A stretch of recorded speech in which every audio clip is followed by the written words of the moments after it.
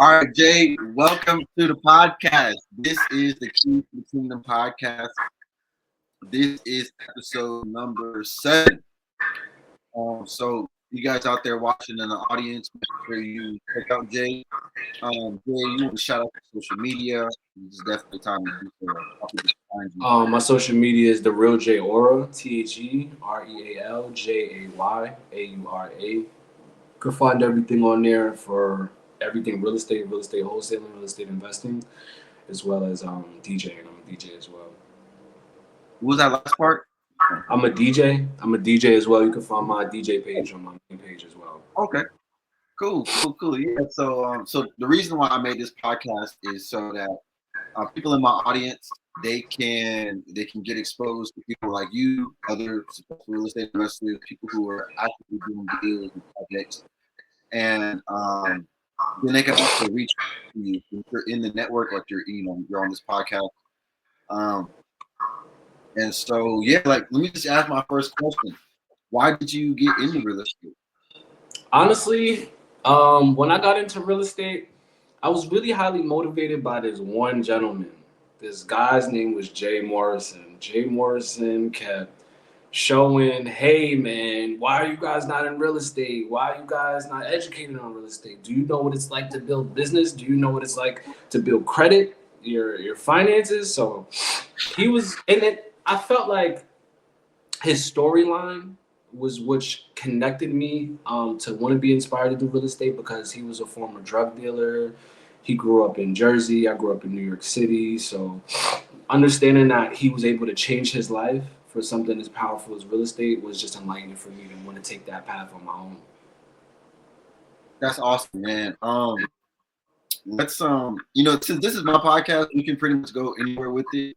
Yeah. And I only have a few questions, but I actually Jay Morrison was one of my big influences too. Wow. Come get me real estate. So there was like this video that he was talking about credit, and I was like, oh, I need to get a credit card. Like that was like my first exposure. Right. And I was like, okay, yeah, I like the story too. That's cool. That's cool. You have like the same, person as you. Mm. So now, how did you make your first purchase? I made my first purchase through the VA. So I'm former military. And prior to me joining the military, I was I knew I wanted real estate, but I didn't know how I was going to get real estate.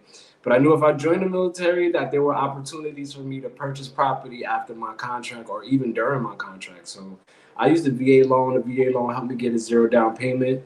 And I just negotiated closing costs when it came down to finalizing on the contract. All right, so you really pretty savvy with it then. So you said you negotiated closing costs, then you probably paid very little.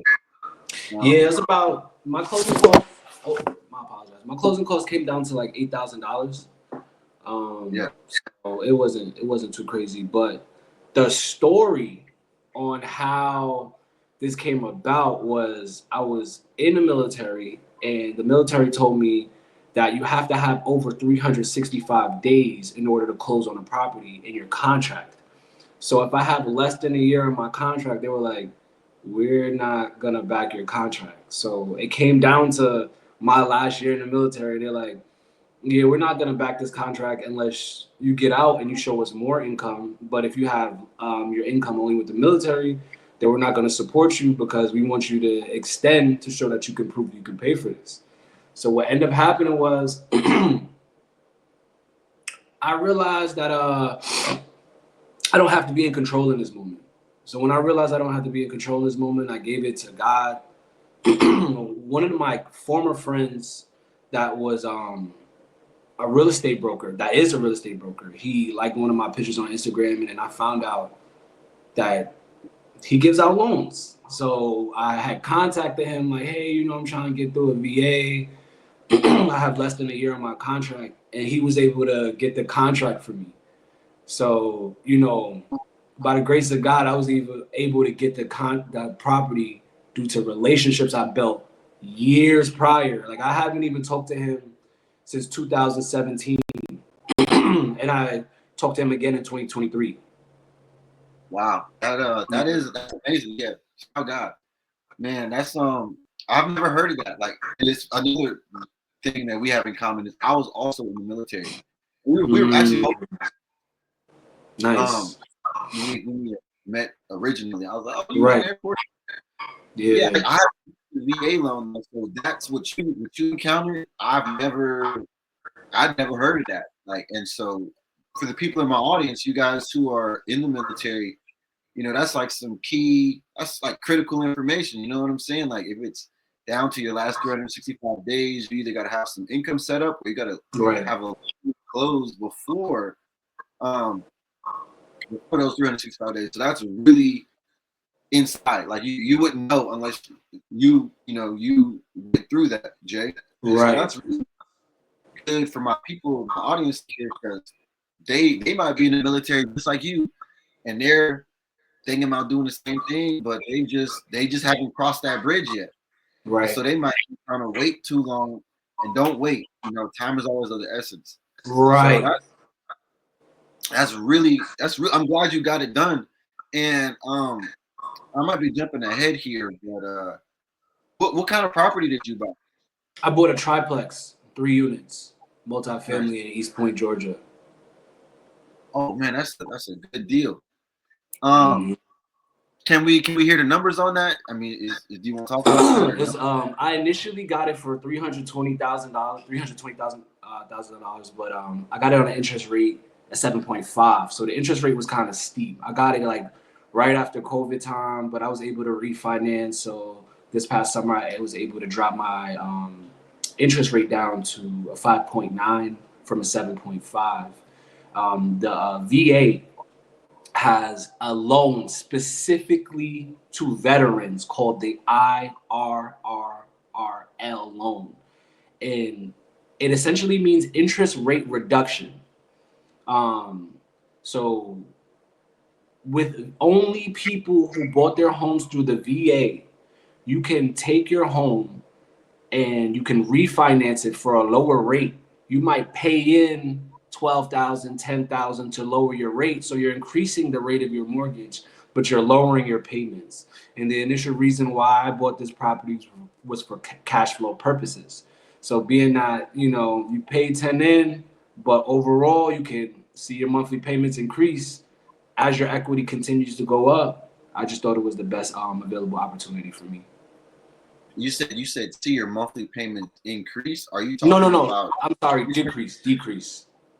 Okay, you said see your monthly payments decrease. So Right. let's try to get this straight. So what you're saying is you paid essentially like some 10 to 12 grand up front to have a lower monthly payment. It got On rolled over into the new loan. what did? The 10 that you pay in, the 12 that you pay in, it'll get rolled over into your new refinance loan. Okay, so that'll go towards the principal, and then you'll have your monthly payment as far as like mortgage and interest, and that's pretty smooth. Yeah, I've also never heard of that. So definitely, you military, you got to hit up Jay's page. Ask questions. So so so Jay, how can I help you? And maybe you might need to know a little bit of information, but how can I help you? So one thing that I really want to look into the market of is commercial properties. Like there's a lot of great deals with commercial properties, and people are doing salon spaces. So if anything, if you can link me to anybody that's educated, informative on the commercial side of things, I would definitely appreciate that. Okay. Commercial properties. So it sounds like you wanna get like some salon suites going. Yeah, I want to take it to the next level of being able to go into a different side of the business when it comes to real estate. Yes, you know that place where we had met at what's the name of it? The gathering spot? No, we didn't meet there. Um we met Oh, you talking about in the West End? Yeah, in the West End, that place. Yeah. I forgot. I think it was Iron Yards or something like that. Yeah, something like that. They have salons in there. Yeah. So like the space we were in was like the co-working space. So when Right. I got confused, the building, like, well, it's all attached, but like the next space over, it's just Hmm. straight. It's like 40 or 50 different salon suites. Right. So what you have it set up is like there's like a keypad on the door. You have a code to get in, and then people in there, they get like it's like barbers and salon, people who do hair and let me see here.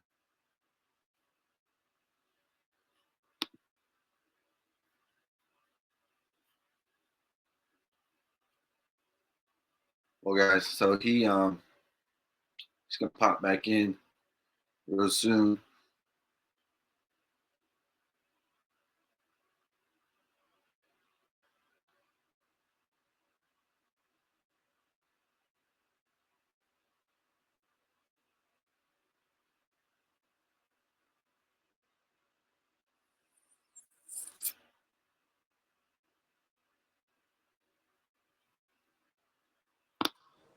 My fault. I don't know what's going on. I apologize. You good, yeah. Stuff like that happens. Yeah, so that place over there, they have like salon suites. It seems like the space that they that they lease is probably like um probably at least like maybe like a 10 by 12, maybe like 120 square feet, something like Right. that. So that's pretty smooth for like a barber. And then I had my brother, he had some salon suites. He had like 20 units Wow. um that he had put in there. I would say definitely the main thing with that, what he faced was competition. And not in Mm-hmm. people were mad at how successful he was doing. Mm-hmm. Um, they had lied on him to the landlord, and the landlord stopped taking his rent money, Wow. which he should have sued her because it was false accusations, but Right. some like other real estate law type of things. But definitely want to make sure you protect yourself, and when business is good, stay on the gas. Um, That's valid. so now how can you? That's my next question. How can you help me? How can I help? Yeah. I can help because I have a large network of a community of people in multiple different industries when it comes to like finances, mentorships, internships. I have like just a large community of people I can plug people into with any regard for anything. So at any given point, if you need resources, I'm the guy with the resources. Smooth. Okay. Yeah. Definitely do need resources. I know for me, what I need help with right now is I'm raising capital for some projects, for some multifamily projects, so like 100 unit plus projects. Mm, We need one, I need investors, but two, I also need people who want to learn multifamily, want to learn that part of commercial real estate, and so just connect me with people who want to learn more about multifamily properties or right. who also want to just what else would I would need help with? Well, I have this podcast. So right now it's just me doing this podcast. Right. So I definitely get help doing the podcast. I also have a newsletter. So I definitely could have help writing, newsletters and sending those out to my audience. Um, and then what other ways? I'm always, I'm open to partnering in different deals, flips. Um, Because you do wholesaling as well, correct? so so I'll tell you, man, I right now as of the recording of this video, I don't do wholesaling. Okay. Um, because I found, and you can tell me your experience, but I found like people kept trying to go around me in the wholesale deal. What's Mm. your experience? I'm still new to the game, still structuring my business. I want to make sure my paperwork is right before I finalize on any deals. So people were trying to represent me to get properties under contract. So that's where I'm at in the process right now. What do you mean you're trying to represent you? I don't understand Like that. in order to communicate with realtors, in order to figure out how I get the assignment contract. Hmm.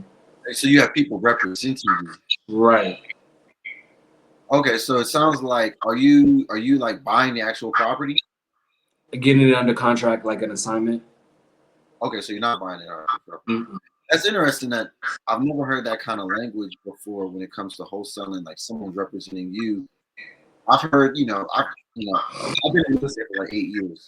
Right. So I got my license when I was 19. Um, and then I got my brokerage license like 2 years ago. But Nice.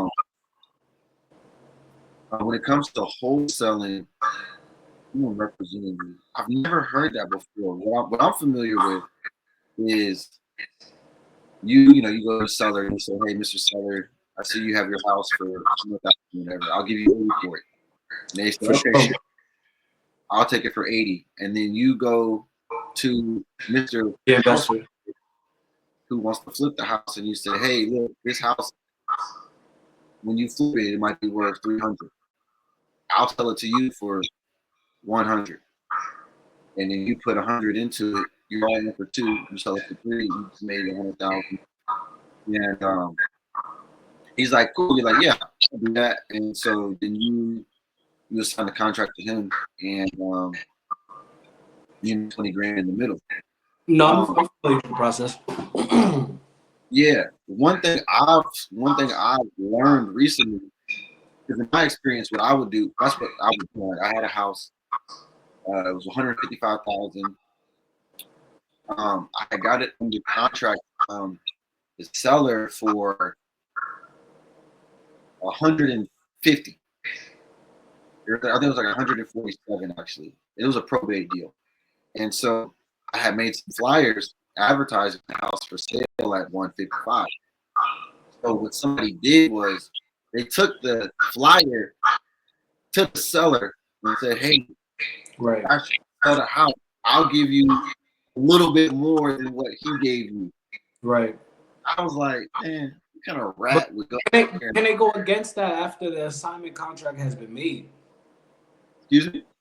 Can they go against that after the assignment contract has been signed? Yes. Um, Mm. they actually can. The seller can because they could just you haven't closed on the house, so they could Right. just cancel the contract and um, just go with this other person. But the homeowner, he was really cool. Me and he was like, I'll still work with you. I don't care about all of that. I know this is a business. Obviously, that's why anybody's buying houses like this. So I'm gonna work with you, and I still ended up closing the deal. Nice. But that really put a bad taste in my mouth for a long Yeah. time.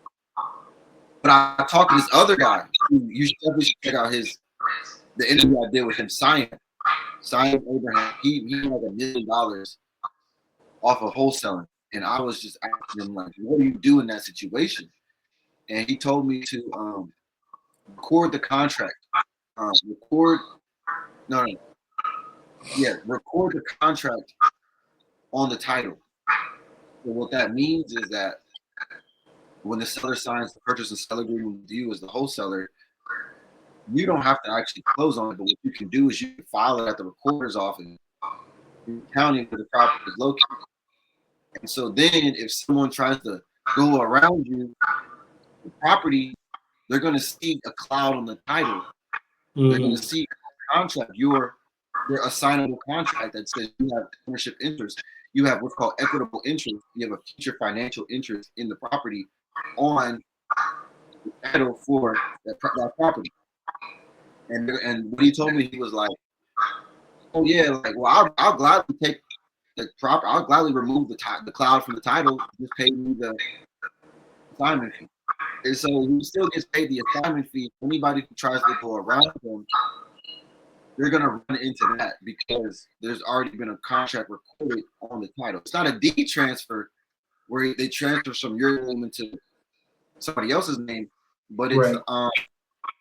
it's just saying that it's putting the world on notice that you have interest in the property, even though you haven't closed on the property. Right. And so then you can go and resell it to somebody else. So once he told me that, like maybe like 3 weeks ago, I'm thinking about getting back into wholesaling more now because I Nice. I'll put 2 teams together, like 5 people one time, 3 people another time, we're closing deals. And I even put a team together for another guy a couple weeks ago. I just plugged, like you said, I just plugged him in. This guy's gonna make phone calls. This guy's gonna call the seller. Right. Plug them in. Here's the database. Here's my contacts. They just weren't making offers. But like that's a big part of it. You got to make offers on properties. Yeah. And so I might get back into it. Now that I know that little bit of information about how to protect my contract to where, yeah, you could try to go around, but you shouldn't have to pay the assignment fee because that's what the right. So that's I'm thinking about it. Yeah. Understood. Yeah. So do you have a product, a course, or coaching you want to promote to my audience? Not currently, no. Okay, smooth. Is there anything you want to speak on? I just want to say like a lot of this real estate stuff is just about relationships, and it's about realizing that it's not about being by yourself. I was so used to handling a lot of things on my own in the past, and when I got to me and just my property, I had to realize when things are not in your lane, stay in your lane. When you know what you're good at, stick at what you're good at, and if you try to go outside of what you're good at, it could effectively cost you. So that's what I would want to say to your audience is be in a space to not make emotional decisions, make logical decisions, and know what you're the best at. So that if you try to go outside, you want to make as minimal mistakes as possible to be in a situation. So, for instance, I took out a small loan against my retirement to try to YouTube and DIY everything when I initially got the property, and I end up not the money that I spent didn't end up being effective to what I was doing. So I was doing stuff, but I wasn't doing it the exact right way because I'm not a professional in electricity. I'm not a professional in drywalling. I'm not even like intermediate level. So it's like when I try to do certain things and realize that I messed up certain things by not knowing the smaller bits and pieces of education that every YouTube video might not show, the little things go a long way to make the project not as effective, and now you got to pay somebody to do it all over again. Yeah, I feel you on that. I definitely do. I have my own challenges. I think are we the same age? I'm 31. You're 31? Mm-hmm. Okay, we're the same age. So I have my own challenges on that, and I would definitely say that's why I'm doing this podcast. Mm-hmm. Because I was like, I knew like I knew, right? You know things, but you don't really know things. I knew real estate was like a close contact sport. It's like it's a team sport, but it was I kept meeting just bad team players. Right. I met just contractors who would just lie about what the renovations costs were actually gonna be, and then we get into the project, and I'm like, I gotta fire you guys because you guys are lying about how long it's gonna take, and that's why initially when we Hakeem, he said that we had to have to start implementing contracts with timelines. So like you don't get paid a certain amount unless we adhering to these days with the standard that you set. We got it on paper, we signed. Now you don't get a certain percentage of the money because you didn't meet your timelines. Yeah, and that's why I'm actually gonna interview him right after you at 2:00. Nice. I like his podcast is like the lessons. Yeah. The lessons podcast. I saw the first episode. Yeah. Excuse me? I said I saw the first episode. Oh, okay. Yeah, I saw some clips on Instagram. Yeah. I think that's really good because there be a lot of losses out here going on. I know I would take some losses, and I'm like, dang, like this is crazy. Just it's part of the. Excuse me. It's part of the process, man. It's gonna happen. Like it's going to happen. Yeah, and that's why I'm doing this podcast to really insulate myself with people like you. Mm-hmm. Let me call Jay up. get his opinion on whatever I'm about to do next. And ideally, I want you to contact the people in my network, right? The people that I'm doing this podcast with, so you can be able to call him and be like, "Hey, let me call Siam. He made $1 million selling. Let me pick his brain." Because I found that a lot of people don't want me to like pick their brain. To me, it's like if you're trying to reinvent the wheel or you want me to start from zero, it's like no, like I'm not trying to start from zero. I'm definitely trying to start where you left off. Right. Because it's like we gotta catch up to. We gotta like we should projects like the one we were just in. We should be doing projects like that, like big stuff. Right. Like that's all. And so that's why, I do this podcast is because I want people to see that you're a real person, you're approachable, you can be contacted, and they can get help from you. And if they want to, hey, I want to partner with Jay, they'll contact you and say, let's do some deals. Right. Another reason too, though, is I found that when you quote unquote know a lot of things, you get like unique scenarios where you don't even know what's going to come up next. So, like, for your example. What I would do, and this is, I'm not, you've already done it, but this is just my mindset to it. I probably would have called, I probably would have done the same thing, honestly. Try to do a lot of it myself.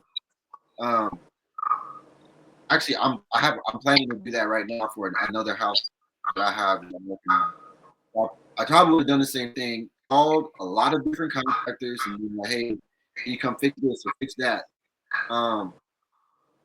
And then maybe I would have tried to call some general contractors, get their opinion on how things are supposed to go, get some electricians' opinions on how things are supposed to go. And then probably the best thing I'm thinking of right now is a thing like this podcast. I would do a podcast, if I were you, I would do a podcast interviewing people who specifically do all of their own renovations. And from there, I would say, I wouldn't even ask them their advice. I would just say, can I hire you to do this renovation for me? Because I know you're like legit. I would just interview contractors or like real estate investors. I got my team ready. I got a lot of people on my team ready for a bunch of different things. And that's what you have to do with real estate. You have to go through a bunch of different people to see who's going to be that person for you that can be on standby anytime, whenever you need something done. You got to have those people on your team. Yeah, you most certainly do. And I would, to add to that, I would create systems. So those people are calling me. The people you're describing, like for example, I'll go into Facebook groups for like renovation Facebook groups. And I'll put a post in there talking about, hey, I got a project, I got continuous work, I need some contractors, and then I'll have them do basically like a screening test. I'll say to them, email me your name, your email, your phone number, 3 references, and pictures of your work. And I'll put my phone number in the description. And it's like if they call me, I won't work with them because they can't follow simple instructions. And so I'll do things like that. Say, hey, I'm looking for work. Basically, put your application. This is a job application. Put your job application in. Follow instructions. If you can't do this, I know I'm going to have problems down the line with you because you can't just read the email or like write an email. So yeah, definitely guys stay on point, stay always ready. I like that. So what? Oh man, we have plenty of time. Yeah. So what goals you got going on right now? What are your goals? My goals are trying to continue to buy multifamily properties to get program-based real estate. So I want to continue to purchase a multifamily home for like a Section 8. I want to purchase a home for like a house for veterans. You know what I'm saying? And then I want to use my structured real estate, my program-based real estate to get me towards more commercial real estate. So as you're working on like the 60-unit property, the 100-unit property, you're just working my way up towards that. Yeah. when you say program-based real estate, are you? And I'm just ready for my audience. I've never heard that term. Maybe they've never heard that term either. That's Is that's that? that's, that's how I define it. Like, because when we talking about like Section 8, it's like you Yeah. have to specify to their standard of what they want. That is like it's like a program. Like you know what I'm saying. You go to school, you put on a uniform, you have to have your book, you have to have your pen. It's like a program. So I mean, that's just kind of how like I categorize it to be. Like I don't know if that's the standard of like culturally in real estate how other people call it, but I call it program based real estate because it's like, yo, like when you're in Section 8, it's a program and it's standards, it's rules, like you know what I'm saying. Versus like you just have a property and you can manage it and set your contracts up however you want and set it up that way. But like when it comes to Section 8, they're like, yo, we want it to be this way, we need it to be done this way. These lights need to work. This HVAC system needs to work. There needs to be screens on the windows. You know what I'm saying? There's a standard of list that they set. So when it comes to like other programs like a veterans program or like a boarding house or something like that, there are different rules and regulations that they have for these programs, but they're federal programs. So the funding is guaranteed. And that's one thing as an owner and investor that I need. I like my guaranteed money. You know what I'm saying? So that's where I see myself really engaging in and being in a space to understanding so that you can make projections without having to kick out somebody from the program like ASAP. Like you know what I'm saying? Knowing that people are in these programs because they need help. Yeah. Yeah. That's hey man, that's noble. I had a program that I had done like that, and it wasn't actually Section 8. It was a different. It was county based, and so this person, they had some financial struggles, and so what the program director did, and I do know a program director, so I'm going to give you your information off the podcast, Nice. but this other program director, there were like other program people. They ended up paying, I think it was like 3 months of their rent in advance. They paid like Nice. a double security deposit and a month of rent and the first month's rent. And yeah, they paid like 3 months in advance. They were like, just make sure it's like this. And it wasn't like it wasn't crazy either. It was just like make sure it's livable, like it'll pay code and that kind of thing. It wasn't like I had to spend like so much more. It was very, very the bar was super high. I could get over the bar very easy. But it was cool to be able to help them, help that person with their situation because it's just something about just being able to just like give back to the community like that to be able to say like, man, I'm really helping this person get a leg up in life or get a hand up in life. Right. And that kind of stuff to me is like should be in the newspaper. You know what I'm saying? So more people who need that kind of help will reach out to you and say, "Can you get on the list? Like, when's your next project coming out, or when's your next house coming out?" And then boom, guaranteed money. Like you already got people who you don't even have to screen. Um, they're already coming with their vouchers or however it's getting paid for. Right. That to me is really great. I'm gonna also tell you about a couple people I follow on Instagram and my audience too. Um, so this is a guy. He okay. So his name is Section 8 Kareem. Okay. Cool. So what you check him out. You guys, my audience, y'all check him out too. This guy, his bio is he went from working for Section 8 at 17 to owning 100 plus Section 8 rentals. So Wow. he's paying 150,000 a month in guaranteed rents, and he's got like the lifestyle, the car, Lamborghinis, kind of Nice. coming up, Lear or whatever. But the most important thing is that he's buying these properties sight unseen. So what he's doing is he's buying them in different states like Oklahoma, Right. Ohio. Where the Um, opportunities are. yeah, because Yeah. what it is he's buying them in a sweet spot. The house is anywhere from $50,000 to $80,000, so he knows the rental rate it's going to be $1,100 a month coming in for that property. He's putting down anywhere from $4,000 to $10,000. He's making all his money back in the first year, and he's got guaranteed rates. And then this is where, and equity. And the super. Well, I think what he's doing, which is really supercharging it, is that he's buying property with owner financing in these states. And so since he can buy them owner financing, he can put no money down. Or just pay closing costs, and then put a Section 8 person in there and have that money coming back instantly. And then you go and do some renovations. You might get a home owner finance for, let's say, $70,000. You go do some nice renovations, maybe just redo the kitchen and the bath, and they'll refinance you at $120 or $130. Or you might do some things that just pretty much redo the kitchen and the bath is like the biggest thing that had the most value.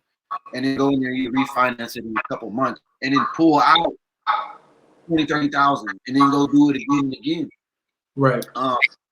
That's something he's doing with his Section 8 properties, and I think that's like a big reason why he's able to get to over 100 so quickly, quote unquote quickly. He's buying owner finance properties, putting like little to no money down, and then putting in their Section 8. Another guy who also does the property, his name is Tom Hanks. Let me see. Tom Hanks.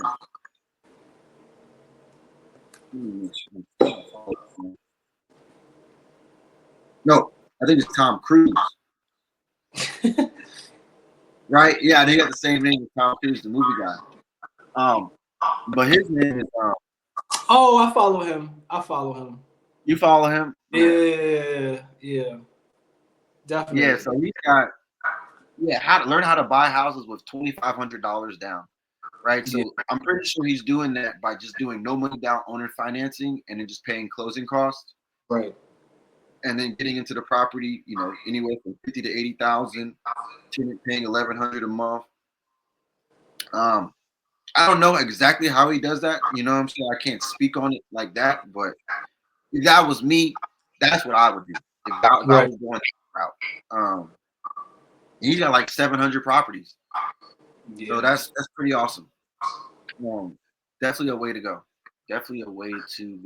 But yeah, I definitely wanted to share that with you and then my audience as well, because I feel like there's plenty of housing in America. It just needs somebody to take care of it. Absolutely. Especially who's willing to put the work in. Exactly.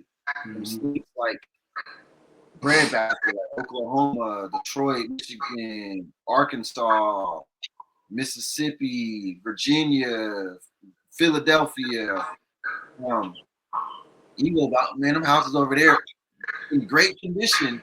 Memphis. And you can just put $5,000 down into a house that you can rent for anywhere from at least $900 to maybe even $1,200-$1,300. Right. And what I like is being able to do it from without leaving your state. And I know a lot of people will say, when you get into real estate, you want to invest in your backyard. And I agree with that to a degree. I just remember that when I was investing in my backyard, like I owned a Quadraplex in Mosley Park, it was maybe like 15 minutes from here. I kept driving over to the property, even when there was nothing to do. And it was kind of like you're wasting, you're spinning your wheels trying to you see it, but at the same time, it was like, no, what you really want to do is you want to sit down, create a project plan of what's supposed to be executed. Your plumbing's going in on this date. Electricity is going in on this date. HVAC is going on this date. Call around, find out who your suppliers are for your material houses. Who's supplying on discount? Who's supplying on bulk purchases? And also call around, and a good way to get contractors in a state that you've never been to, you call realtors and ask them for their referrals. And then say, hey, can you refer me 3 contractors, 3 plumbers, 3 electricians? And then just stack up your deck of, hey, I got 20 contractors in a state I've never been to, because the realtors are getting refer to you. They're just gonna help you cut. Or the Facebook group that you mentioned. Or the Facebook group. And then you just have contractors. If they go to your house, make sure that they FaceTime you, they video chat you, so you can see them at your house and you can see the actual progress. And then of course, when it comes to like code and that kind of thing, again, ask for referrals. And then I would just build a database of the whole all the contractors you need. Everybody, put them in a database. They might even know each other. And then that way it's like you're there, but you're not there. You're just right. An account investor. And they're like, oh, they probably got all kinds of money. But at the same time, you just tell them, I got a budget and I have another contractor giving me quotes. So I know I'm not going to go over budget. And then I use resources like Thumbtack to tell me what the project is supposed to cost in that zip code. And because it's different, like if you want a fence built somewhere over here in Atlanta, it's gonna cost different from what it's gonna be in California. Right. So it's down to the zip code how much the labor prices and material prices should cost.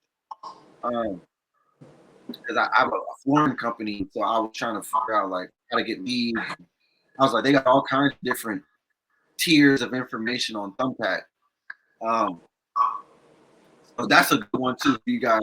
And if you're investing in a different state you've never been to, use all these resources. You visit, right. Set yourself up. So you want to do the program housing. I like that, and you want to work with VAs. Mm-hmm. That's cool. So, well, what projects are you currently working on? Right now, I'm just working on business funding, getting more business funding for next project. But I'm like, with real estate, I like do other things as well. So like, I'm actually working on a podcast right now with my grandfather. My grandfather's like 94 years old, but he has a doctorate in theology. He still has a lot of wisdom, so I'm working on getting a podcast going with him. So a lot of my time and energy is going to be invested into that. I'm like wrapping up my project now with my triplex. I have 2 tenants in one, and I'm setting up the other unit for Airbnb.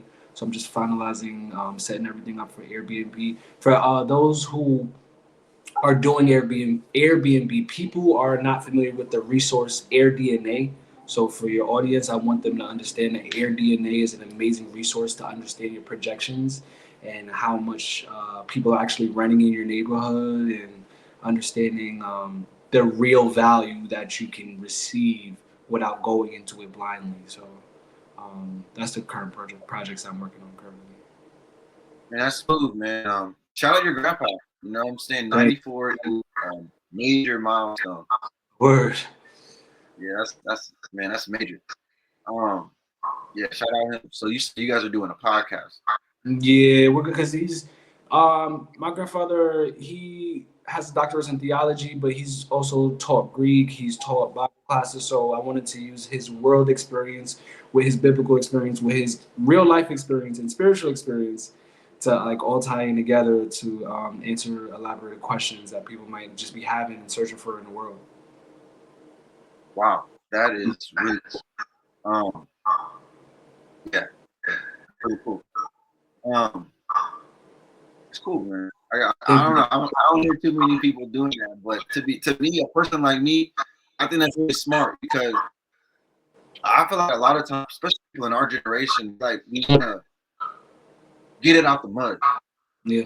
And it's like, that's cool and all, because sometimes you're gonna have to get it out the mud. But if you don't have to get it out the mud, why don't you just get it off the shelf? You know? Absolutely. Absolutely.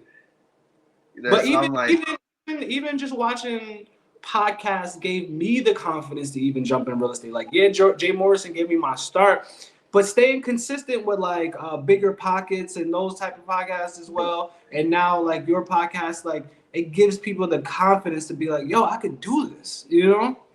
So yeah, that's major, man. I'm glad you feel like that too, because I want to be like Bigger Pockets, right? Right. Feel like what they've done over there is like a really good thing to emulate, right? They got the podcast one, and they got the resource like you can go get a whole degree in real estate basically off of just biggerpockets.com, and just you can meet so many different lenders and so many different networks, Communities. exactly, community. And I think that's like I think that's what we as Black people we need. Like we are missing that aspect to where we can say, like, okay, this is a community, um, and we can go to this for these types of resources, like real estate resources. And I'm not saying, and this is my perspective because now that now that I've met Hakeem, he has a community which I just found out about. So I'm like, okay, so there are communities, but that's a part of the reason why I started this podcast is that like, I wasn't finding a community. Right. So that way there could be collaboration. I really like everything he was saying. Collaborate, collaborate to ascend or something like that. Mm-hmm. Yeah, as soon as he started talking, I was like, man, I like this guy. But yeah, that's cool. Like, yeah, so Bigger Pockets is definitely like my like they're like if I can get to that level, that would definitely I'm trying to see if I can actually put him up there. This is like a wall of people I want to meet. I need to put Brandon Turner up there because I want to meet him. And definitely do some things with him. I would just say that when it comes to the Airbnb, I had an Airbnb before, and so I took an L on that one. Mm. And the reason I took an L on that one is because during during COVID, and it was actually in this house right here. This was a rental property I bought like 7 years ago, but I'm living here for now. While I'm working on some other things like my work. But I was Airbnb at the time, and so I have a big heart, so I try to help people. And so one of the tenants, he came through Airbnb, and then he was like, "Yeah, man, I just I don't have much money, but I really need to stay. I really need a place to stay." Because my mindset was like, let me just charge the least amount for my space so I can get people in, get reviews, and then I'll raise the price. That's just what my mindset was. And that really was a reflection of my self-esteem, which if I was to do it now, I wouldn't do that again. But anyway, the guy came through and then he was like, man, can I just pay you cash? And so me at the time, I was like strapped for cash. So I was like, sure, you can pay me cash. So now he's not paying through the app. He's paying me cash. He paid for a week, he stayed a week. And then I was painting one of the other rooms. And then I was thinking, he was like, yeah, man, I'm doing these things to make some money, doing this.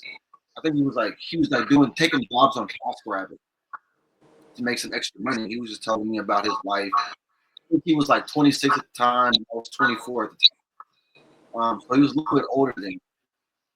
And I'm just listening to him and whatnot. And so I'm like, man, let me see if I can help this guy out. How about I go to him and I say, how about I let you eat this room and you're strapped on cash and I'll let you stay here for another week. And he's like, yeah, I'll do that. So he paints the room, he's staying here for another week. And then he switches on me. Then he was like, I was talking to my friends and I should really be getting paid more for doing this room since I painted this room. What? And I was like, well, I didn't pay you for the room. I let you paint the room. It was a barter. It was a barter. Exactly. It was barter. Yeah. I bartered with you. And I didn't have to do that. And so I had asked him to do this other thing because I have my other property in Mosley Park where I needed him to take the keys over there and whatnot. I ended up telling him, he ended up not going over there to take the keys. And then my Airbnb guest showed up and was locked out of the Airbnb. Dang. And she ended up calling the police because he couldn't get into the unit. And I was like, what the heck? Like, this dude just messed my whole motion up. For me. Yeah. And so then I told him, I was like, look, man, you gotta go, like, go ahead and just give me the keys back for the room. And then he started like, nah, I'm not gonna give you the keys back. I was like, what? You give my keys back. And so then long story short, he was like, you're gonna have to evict me. I'm a crab. I was like, evict you?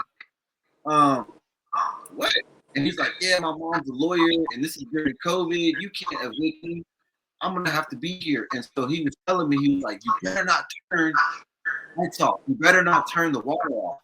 Which honestly, me as the homeowner, with all the utilities in my name, I can turn them off.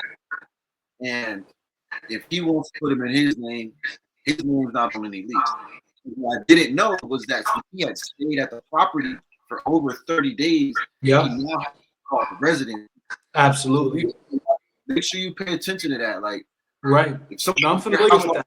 I had to evict somebody before. I'm highly familiar with that. Yes. It was. Yes, this was my first eviction. Okay. Yeah, and so I told him, I was like, you gotta get out of my house. And he's like, no, I don't. This is during COVID. So what ended up happening was I filed the eviction, and then I filed an affidavit on moratorium. Essentially, this allowed me to evict him during COVID, even though they were saying, you know, evict people during COVID. But what I was really talking about was like high-end properties. They just wanted to evict people so they could raise the rent. Those people, they're like, you can't just evict people so you can raise the rent. But in my situation, the judge was saying, like, you can't not pay the rent and think you're gonna not get evicted. Right. Like, that's not what that means. It's for people who are like big corporations who they're just trying to make more money off of the situation. This is not to protect you so you just don't have to pay rent. Which is what he thought it was trying to do. So, you know, I ended up winning the lawsuit. You know, I won the eviction. He did eventually move out, but he ended up staying in my property for 6 months, paying no rent. And that really killed the Airbnb business because it's like I got one guy in this room over here with just the worst attitude, just the worst. It's just sickening. It just made me sick to even go in my own house. I think this dude is trying to live here for free. I know how that feels. Yeah. And then other 2 rooms, I'm trying to just do this, do my own thing, and it's just like, bro, I was being a good guy trying to put you on one, and then you over here crab. And so it was actually crazy is I actually seen that guy in the barbershop like last week, like 2 weeks ago. Wow. Yeah, I think he still owes like $7,000 or something like that. Yeah. So you guys learn from my mistakes. Like that really turned into like Airbnb from hell. And if I just would have just stayed, just taking the money through the app and just had less of a heart, which sounds crazy to say, but it's reality. I wouldn't have had to evict that guy and lost 6 months of rent, and then had a big old water bill from. You know how I got a water bill this year? It was like a $3,000 water bill. Wow. Crazy. But definitely, Airbnb is lucrative. But there are people out there who are professional squatters. No, I know. I'm familiar. But Georgia passed a rule recently to get them out of there way fast. I said, Atlanta passed a rule recently to get them out way faster. No, tell me about that.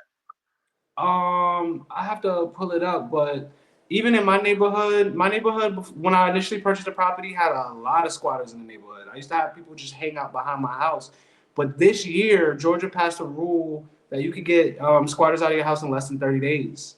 So now, because of that rule being more effective, a lot of people are not squatting as much because they know, like, legally they can get the marshals in there faster to get them out of there. Well, that's big up. Thank you for telling me that because I can't be everywhere learning all of this stuff. But that's cool. I'm glad to hear that, and I'm honestly not glad to hear that. But I want everybody to own a house.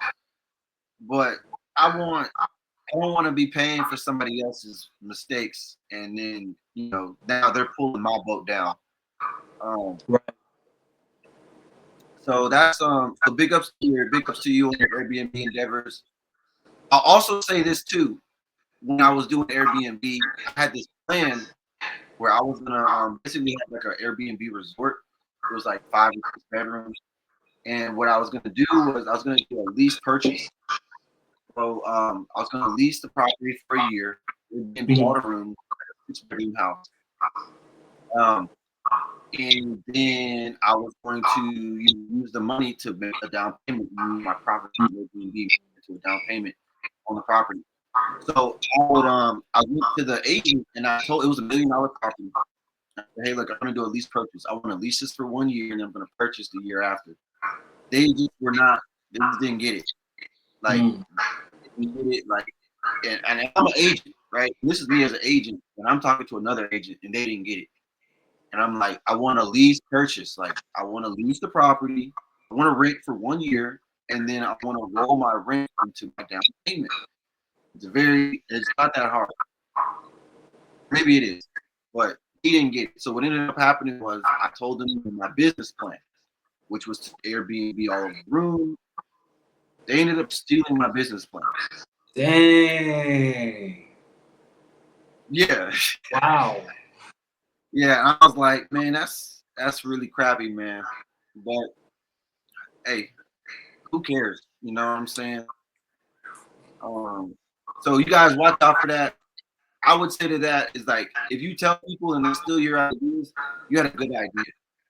But also, that's all as far as I'm going to go into it because I don't want to say bad things about them. But I'll just say if it's not their vision, they will never fulfill it. Absolutely. What God has for you, God has for you, not for them. You know what I'm saying? Like, yes. That's the biggest thing. It's like, you thought you were just going to steal from my children and get away with this? Like, nah, bro. That's not how that works. Exactly. See, you get it. You get it. And so to me, it just says that I could just go get my own property, try it again, do it again later on. It's just a little setback here, a little setback there, but it's all like you said, all things work for the good of those. Right. All things for God's glory. And then it was one thing I was gonna mention, not about the Airbnb, not about the podcast.